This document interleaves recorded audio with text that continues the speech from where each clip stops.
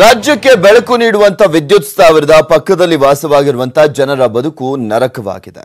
ಆರೋಗ್ಯ ಸಮಸ್ಯೆ, ಧೂಳಿನಿಂದಾಗಿ ಜನರು ತತ್ತರಿಸಿದ್ದಾರೆ. ಒಂದು ಕಡೆ ವಿದ್ಯುತ್ ನೀಡ್ತೇವೆ ಎಂಬ ಹೆಮ್ಮೆ ಇದ್ರೆ ಮತ್ತೊಂದು ಕಡೆ ಪ್ರಾಣ ಸಂಕಟ.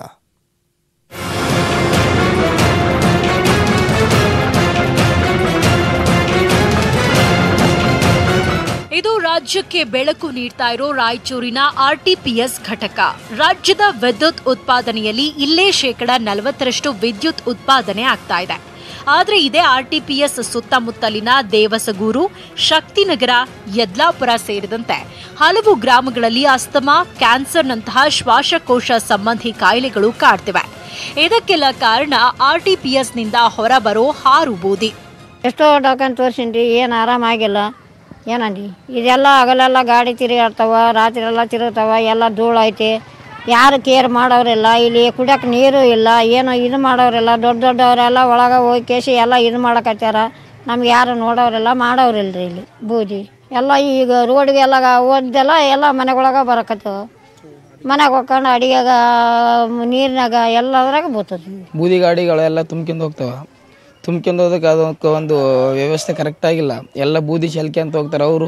ಇಲ್ಲಿ ರೋಡಿಗೆ ಹೋಗಕ್ಕೆ ಗಾಡಿಗಳೆಲ್ಲ ತಿರುಗಾಡ್ತಾವೆ. ಅದೆಲ್ಲ ಬಿದ್ದಿದ್ದಳು ಮಧ್ಯದಾಗ ನಾವು ಇಲ್ಲಿನೆಲ್ಲ ಕೂಲಿ ಮಾಡ್ಕೊಂಡು ತಿನ್ನೋರು ನಾವು. ಫುಲ್ ಡಸ್ಟ್ ಅಲರ್ಜಿಯಿಂದ ಹುಡುಗರಿಗೆ, ಇದು ವಯಸ್ಸಾದವರಿಗೆ ಭಾಳ ತೊಂದರೆ ಆಗ್ತಾ ಇದೆ ಇದರಿಂದ. ವಾರ್ಷಿಕ 2.32 ಮೆಟ್ರಿಕ್ ಟನ್ ಹಾರು ಬೂದಿ ಉತ್ಪಾದನೆ ಆಗ್ತಿದೆ. ಈ ಬೂದಿ ಸಿಮೆಂಟ್, ಇಟ್ಟಿಗೆ ತಯಾರಿಕೆಗೆ ಬಳಕೆಯಾಗ್ತಾ ಇದೆ. ಈ ಮಧ್ಯೆ ಹಸಿ ಬೂದಿ ಹೊಂಡದಲ್ಲಿ ಸಂಗ್ರಹವಾಗ್ತಾ ಇರೋದು ಮತ್ತಷ್ಟು ಧೂಳು ಹೆಚ್ಚಾಗೋಕೆ ಕಾರಣವಾಗಿದೆ. ಈ ಸಮಸ್ಯೆ ಸಂಸತ್ನಲ್ಲೂ ಪ್ರಸ್ತಾಪವಾಗಿದೆ. ಈ ಪರಿಸರ ಬಹಳ ಪರಿಣಾಮ ಬೀರ್ತಕ್ಕಂಥದ್ದಿದೆ. ಅನೇಕ ಜನರಿಗೆ ಇಲ್ಲೆಲ್ಲ ತೊಂದರೆ ಆಗ್ತಕ್ಕಂಥ ಅನೇಕ ಕಾಯಿಲೆಗಳು ಬರ್ತಿದ್ದಾವೆ. ಅದ್ರ ಬಗ್ಗೆ ನಾನು ಸದನದಲ್ಲಿಯೂ ಸಹ ಪ್ರಶ್ನೆಯನ್ನು ಕೇಳಿದ್ದೇನೆ. ಡೀಟೇಲ್ ಕಂಪ್ಲೇಂಟ್ ಕೊಡ್ರಿ, ಕೊಟ್ಟ ನಂತರ ನಮ್ಮದೇ ಆದಂಥ ತಂಡವನ್ನು ಕಳಿಸಿ ಯಾವ ರೀತಿ ಅವರು ಪರಿಸರವನ್ನು ಕಾಳಜಿ ಮಾಡ್ತಿದ್ದಾರೆ, ಎಷ್ಟು ಜನರಿಗೆ ತೊಂದರೆ ಆಗ್ತದೆ, ಏನನ್ನು ತಿಳ್ಕೊಂಡು ಅದ್ರ ಮೇಲೆ ನಾವು ಕ್ರಮ ತೆಗೆದುಕೊಳ್ತೀವಿ ಅಂತ ಹೇಳಿದ್ದಾರೆ. ಶೀಘ್ರ ಒಂದು ವರದಿಯನ್ನು ತಯಾರಿಸಿ ಅವ್ರಿಗೆ ಕಳಿಸ್ತಕ್ಕಂಥ ಕೆಲಸ ಮಾಡ್ತೀನಿ. ಹಾರು ಬೂದಿ ಬಗ್ಗೆ ವೈದ್ಯರು ಆತಂಕ ವ್ಯಕ್ತಪಡಿಸ್ತಾರೆ.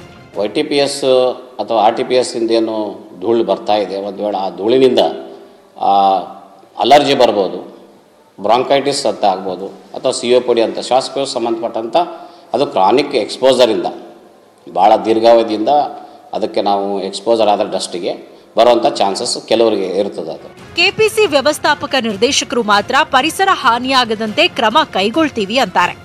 ನಮಗೆ ಒಂದು ವೇಳೆ ಬೇಕಾದ್ರೆ ಈ ಥರ ಸಮಸ್ಯೆ ಇದೆ ಅಂತ ತಿಳ್ಕೊಳ್ಳೋಣ, ಇದ್ರ ಬಗ್ಗೆ ನಾವು ಸಂಪೂರ್ಣ ಸ್ಟಡಿ ಮಾಡಬೇಕು. ರೈಟ್, 1 to 1 ಇದ್ರದ್ದು ಲಿಂಕೇಜ್ ನಾವು ಎಸ್ಟಾಬ್ಲಿಷ್ ಮಾಡದೆ ನಾವು ಅದ್ರ ಬಗ್ಗೆ ಕಮೆಂಟ್ ಮಾಡೋಕ್ಕಾಗಲ್ಲ.